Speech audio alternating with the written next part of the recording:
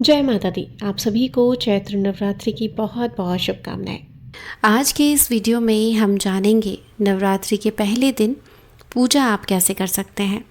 आप अगर कलश स्थापना कर रहे हैं तो कलश स्थापना कैसे करनी चाहिए, किन किन बातों का आपको ध्यान रखना चाहिए और नवरात्रि के पूरे दिन तक लगातार आप किस प्रकार से पूजा करें, किन किन बातों का ध्यान रखें, इस बारे में बताने से पहले आप सभी से अनुरोध है वीडियो को पूरा देखिएगा। अगर जानकारी पसंद आए तो लाइक ज़रूर कीजिएगा। साथ ही हमारे चैनल पर हर दिन अपलोड होने वाली नवरात्रि की कथाएं ज़रूर सुनिएगा। नवरात्रि के पहले दिन की पूजा में आपको अधिक समय लगेगा क्योंकि इस दिन हमें कलश की स्थापना करनी होती है। तो जो भी आवश्यक सामग्री है उसे पहले से ही जुटा लें और अपने पास रख लें ताकि आपको पूजा में बार बार उठना ना पड़े। तो सबसे पहले एक दिन पहले ही मंदिर में अच्छे से साफ़ सफाई कर लें ताकि जिस दिन नवरात्रि हो उस दिन ज़्यादा समय आपका ना लगे। अब सुबह स्नान आदि से निर्वृत्त होकर घर में गंगा जल छिड़क दें और उसे पवित्र कर लें। अब उत्तर या पूर्वी दिशा की ओर मुख करके पूजा की तैयारी करें।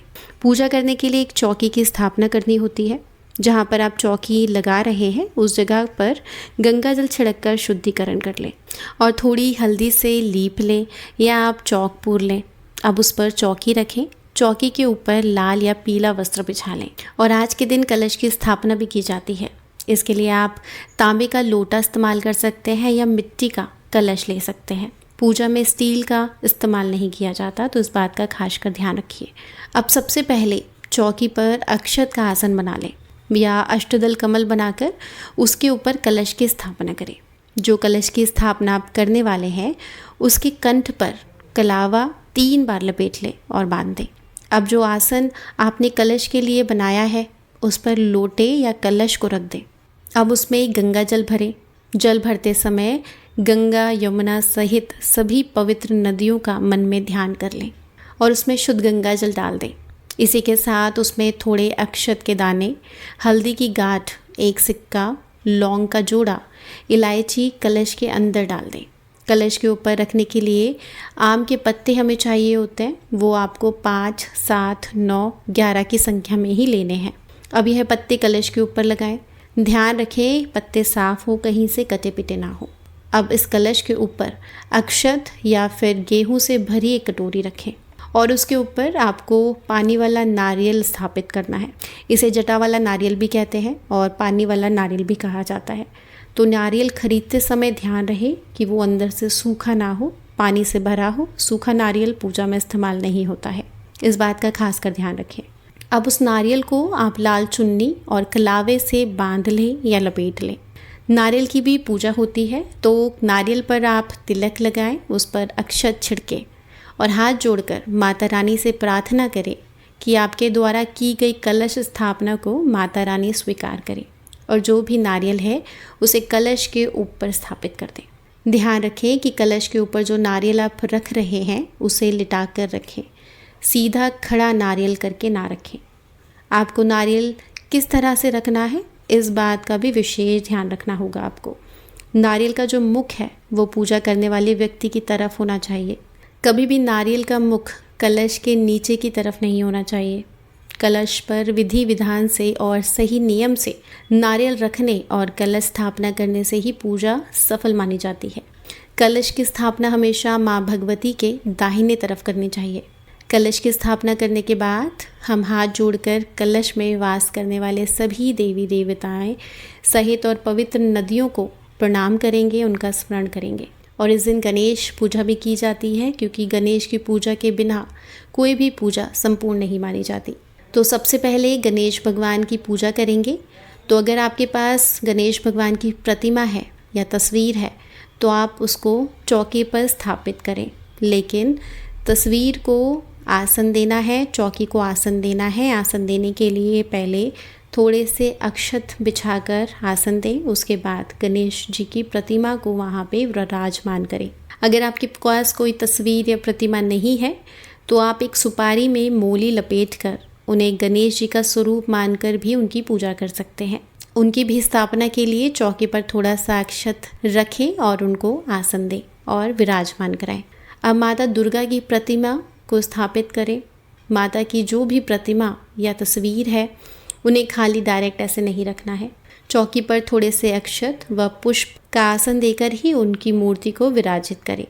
अब सबसे पहले गणेश भगवान जी को स्नान कराएं और उनको तिलक जनेऊ अर्पित करें और दुर्वा अर्पित करें। अगर दुर्गा माँ की प्रतिमा धातु की है तो उन्हें स्नान कराएं। मिट्टी की प्रतिमा है तो गंगा जल का छींटा देकर स्नान का भाव करें। फिर माता रानी को तिलक लगाएं, श्रृंगार की सामग्री अर्पित करें और उनका श्रृंगार करें। माता रानी को फलों का भोग लगाएं, उनको पुष्प अर्पित करें। सुहाग की सामग्री में आप लाल चुन्नी, सिंदूर, बिछुए, चूड़ियाँ, बिंदी, जो भी आप श्रृंगार की सामग्री अर्पित करना चाहती हो वो माता रानी को प्रेम से अर्पित करें। कहते हैं कि नवरात्रि की पूजा में हम 9 दिन तक पूजा करते हैं, तो सभी नवग्रहों की भी पूजा हमें ज़रूर करनी चाहिए, जिससे कि कुंडली में अगर किसी भी ग्रह से कोई अशुभ प्रभाव हो रहा है या पीड़ा हो रही है तो वह समाप्त हो जाती है या कहे बहुत हद तक शांत हो जाती है। तो ऐसे में आपको नवग्रहों की स्थापना करनी चाहिए।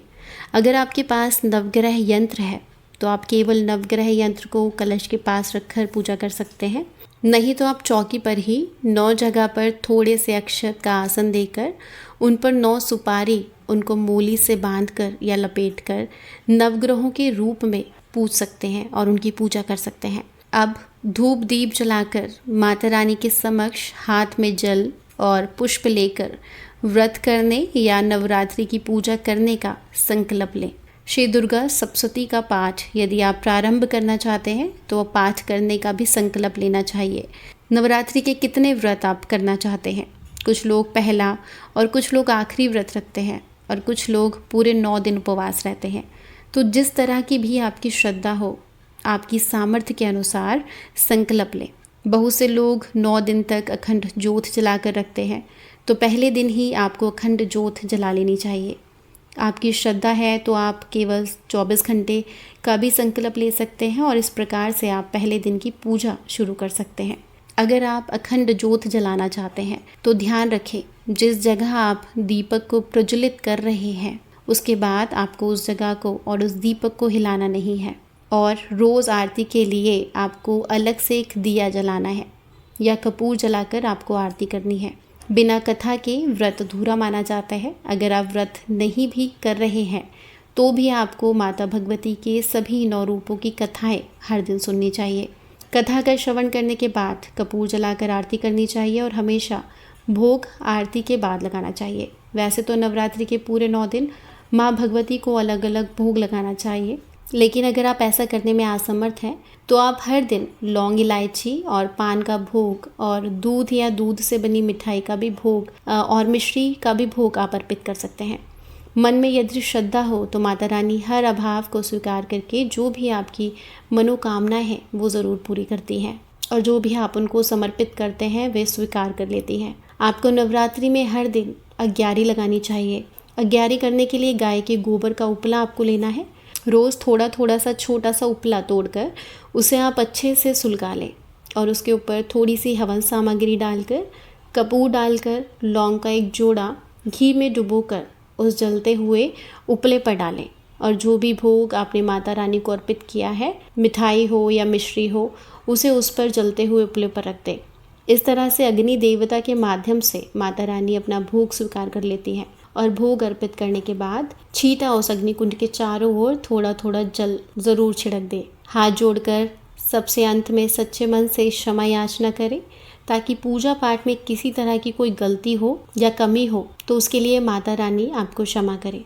इस तरह से सुबह की पूजा की जाती है। दिन भर उपवास रखने के बाद शाम को एक बार फिर से विधि विधान से पूजा करनी चाहिए और आरती करनी चाहिए। यदि आपके पास सुबह समय नहीं है दुर्गा सप्तशती पाठ करने का तो आप शाम को भी कर सकते हैं। अगर आपको वीडियो और जानकारी अच्छी लगी हो तो कमेंट बॉक्स में जय माता रानी ज़रूर लिखिएगा और इस वीडियो को अपने दोस्तों और फैमिली के साथ शेयर कीजिएगा ताकि इसकी जानकारी उन तक भी पहुंच पाए और कमेंट बॉक्स में अपने सुझाव हमें ज़रूर लिखकर भेजिएगा। मिलते हैं जल्दी अगली वीडियो के साथ, तब तक के लिए हरे कृष्णा, जय माता दी।